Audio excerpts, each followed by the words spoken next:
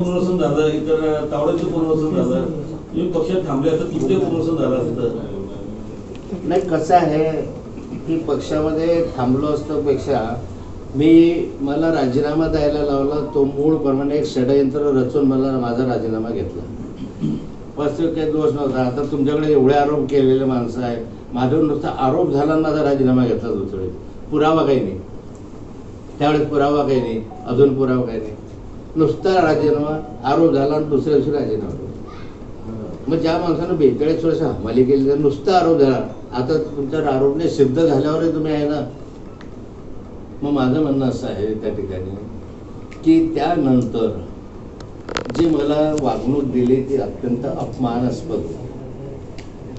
Core कमिटीतून काढून देणं, न बोलवणं, दिल्लीच्या कोर कमिटीतनं काढून, दिल्लीला होतं निवड समितीत होतं तिथून काढून टाकणं, माझ्याविषयीचं काहीतरी वातावरण बिघडवण्यासाठी हिला पकड, तिला पकड, त्याला पकड, ह्याला पकड, मग काहीतरी वेगवेगळे दाऊदच्या बायकोशी संबंध, ह्याच्याशी संबंध, त्याच्याशी संबंध, लोकायुक्ताकडे जा, कोणी तुझ्या पियेनं पैसे खाल्ले, मग तुझ्या ह्यानं खाल्ले.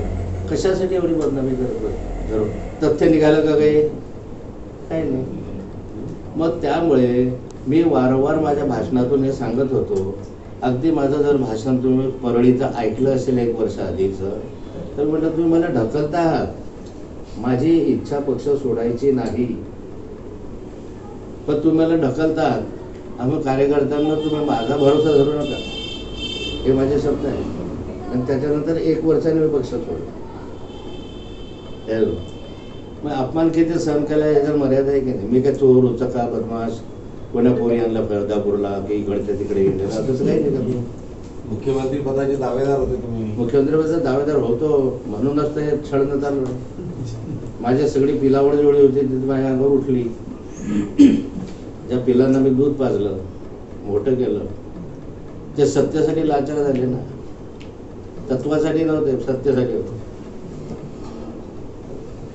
मग मी काही स्वतःहून कधीच पक्ष सोडला नाही. वारंवार चर्चा ही जी तुम्ही समजा पिलावड तुमच्या अंगावर होती